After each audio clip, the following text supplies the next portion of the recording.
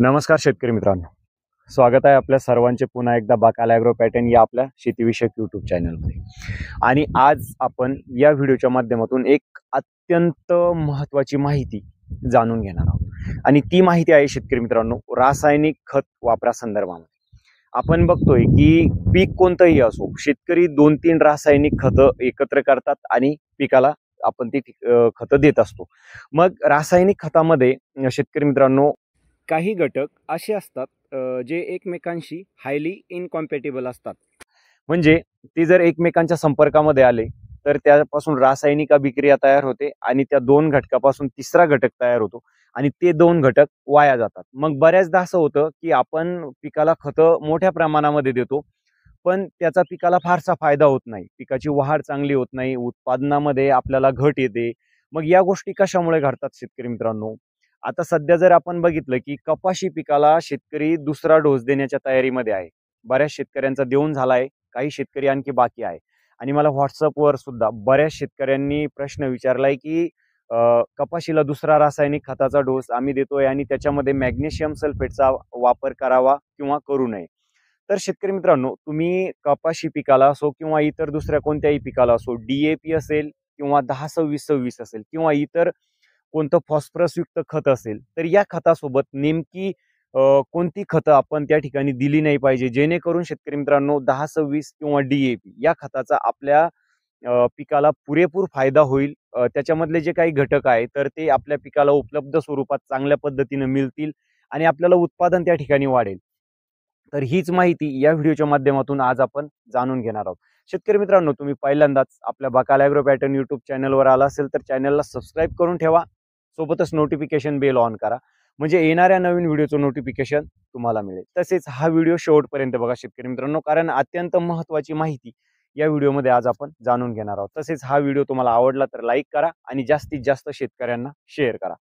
तर शेतकरी मित्रांनो, 10-26-26 असेल किंवा DAP असेल किंवा इतर कोणतंही फॉस्फरसयुक्त खत, म्हणजे ज्याच्यामध्ये फॉस्फरसची लेवल जास्त आहे किंवा फॉस्फरस आहे, अशा खतासोबत आपण कोणती खतं एकत्र मिक्स करून पिकाला दिली नाही पाहिजे, जेणेकरून शेतकरी मित्रांनो त्याच्यामधील जे घटक आहे तर ते एकमेकांशी रासायनिक अभिक्रिया करतील आणि ते पिकाला उपलब्ध स्वरूपामध्ये मिळणार नाही. तर शेतकरी मित्रांनो, 10-26-26 किंवा DAP किंवा इतर दुसरं कोणतंही फॉस्फरसयुक्त खत ज्याच्यामध्ये फॉस्फरस हा आहे, अशा खतासोबत तुम्हाला मॅग्नेशियम सल्फेट किंवा कॅल्शियम नायट्रेट हे जे काही दोन दुय्यम अन्नद्रव्य आहे, हे या खतासोबत कधीही मिक्स करून पिकाला द्यायचे नाहीये.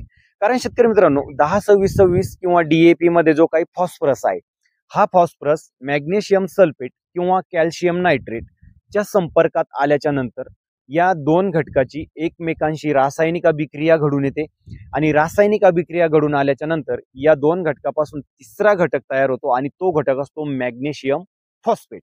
म्हणजे फॉस्फरस आणि मॅग्नेशियम यांची अभिक्रिया घडून मॅग्नेशियम फॉस्फेट हा घटक तयार होतो आणि मॅग्नेशियम फॉस्फेट हा हायली इनसोल्युबल असतो, म्हणजे दगडासारखा तो कडक होऊन जातो. त्याच्यामुळे तुम्ही 10-26-26 सोबत किंवा DAP सोबत जर मॅग्नेशियम सल्फेट एकत्र करून पिकाला दिला तर जमिनीत टाकल्याच्या नंतर शेतकरी मित्रांनो त्याची अभिक्रिया घडेल आणि त्याच्यापासून तुमचा फॉस्फरस आणि जो काही तुम्ही दिलेला मॅग्नेशियम आहे, हे दोनही घटक तुमच्या पिकाला उपलब्ध स्वरूपामध्ये तिथे अजिबात मिळणार नाही, कारण तो इनसोल्युबल होऊन जातो, पाण्यामध्ये तो विरघळत नाही. त्याच्यामुळे तुम्ही दिलेलं DAP असेल किंवा 10-26 असेल, या खताचा आणि मॅग्नेशियमचा तुमच्या पिकाला काहीही फायदा त्या ठिकाणी होणार नाही. वाढ पाहिजे तशी होणार नाही, उत्पादनामध्ये पाहिजे ते उत्पादन तुम्हाला मिळणार नाही. शेतकरी मित्रांनो, आता फॉस्फरस आणि मॅग्नेशियम एकत्र आल्याच्या नंतर खरंच तिसरा घटक तयार होतो का, हे जर तुम्हाला बघायचं असेल तर सोपी पद्धत आहे. एका बर्नरमध्ये तुम्ही 052-34 किंवा 042-47 हे जे काही दोन विद्राव्य खत आहे, तर याच्यापैकी कोणतंही एक खत घ्या आणि त्याच्यासोबत मॅग्नेशियम सल्फेट 1 चमचा 052-34 किंवा 1 चमचा 042-47 आणि त्याच्यामध्ये 1 चमचा मॅग्नेशियम सल्फेट थोड्याशा पाण्यामध्ये, म्हणजे एक 500 ml पाण्यामध्ये तुम्ही त्याला एकत्र मिक्स करा आणि थोडा वेळ ठेवा.